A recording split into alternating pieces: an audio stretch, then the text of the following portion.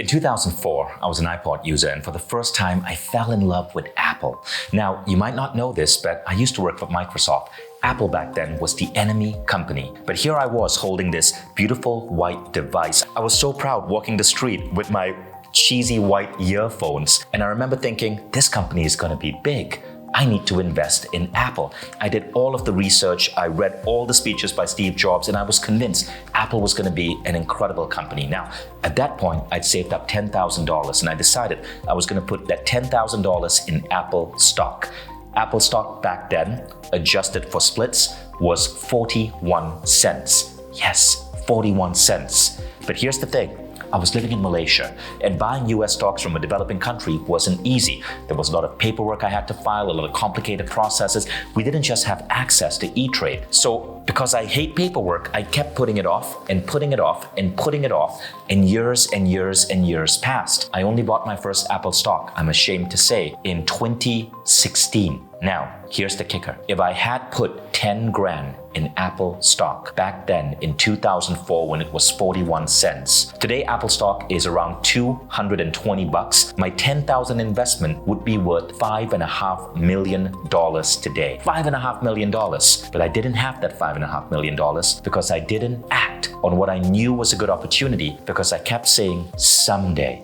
You see, one of the most intriguing things about the world today is that growing money isn't hard. Buying stocks is no longer hard, but most people put it off. We are all sitting on an incredible opportunity to build for our future, but most of us don't even know it. And even wealthy people miss out on this because of simple misunderstandings. So let's go on to the second idea. Not everyone is going to spot a company like Apple. You don't need to. The S&P 500 has grown by over 40% in the last 1 year. And even if you average this out, going all the way back the last 25 years, the stock market in the US has been growing and growing. You can invest in the stock market without having to pick a single stock. You can put money in a fund that basically matches the market, such as Vanguard or Invesco. Now, index funds are really interesting, and entrepreneurs get this wrong all the time. They think that the only way to make money is through their business. I want to show you an infographic that is going to blow your mind. This was an infographic on Reddit's community, Fluent in Finance, and it showed how Donald Trump could be tens of billions of dollars richer if he had taken the money that he inherited from his dad and, rather than dabbled in New York real estate, put it in an index fund. So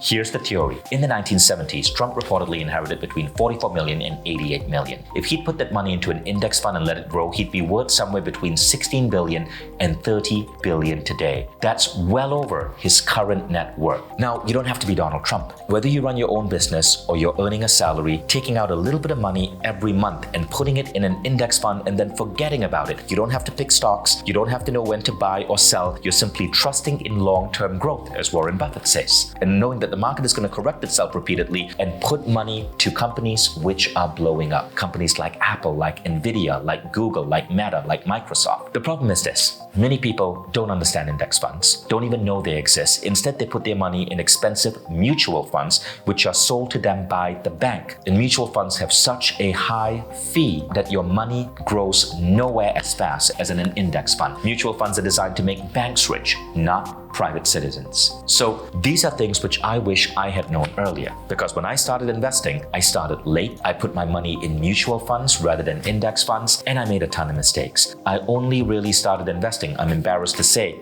at the age of 39. That was way too late. I had my son start investing on his 14th birthday. When Hayden turned 14, as in this picture over here, I remember giving him birthday money and saying, listen, you can buy a toy with this, or you can put it in the stock market. Hayden went on to pick stocks that he believed in. Apple, because he used an Apple computer. Microsoft, because he used a Microsoft computer. Netflix, because he loved Netflix. Just companies he really believed in. And at the end of 1 year, he'd made enough money to take the entire family out for dinner.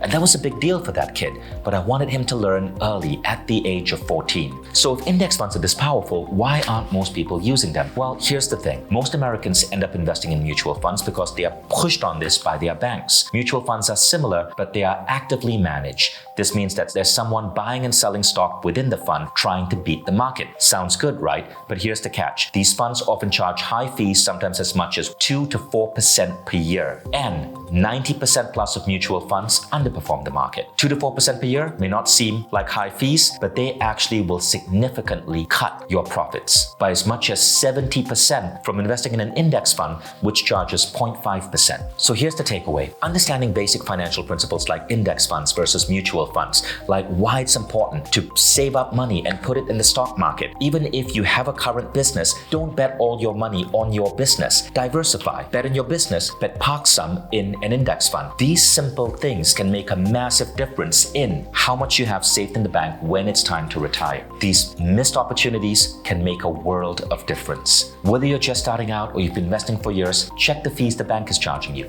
Look into low-cost index funds. Don't let complexity or lack of knowledge hold you back from financial freedom. Take the time to learn, to make better decisions, and know that investing isn't hard at all in today's world with things like index funds. Now, if you like this video, if you want to go deeper, Mindvalley's summit for the month of November 2024 is going to be called Financial Freedom Summit. And what we are going to be talking about are various ways to grow money. So we'd be looking at all manner of investments, investing in property, investing in stocks, investing in index funds, plus other ways to manage money. These are important financial literacy skills that everyone needs. I did not have access to these skills until my 40s, and I so deeply regret that. I always thought that this was too hard or too boring. It's so vital that we get these skills out to more people. So if you find this interesting, check out Financial Freedom Summit happening on Mindvalley November 15 to 17. It's free. Sign up, and we're going to have an incredible array of teachers who are going to be speaking. This is all going to be on Zoom for free,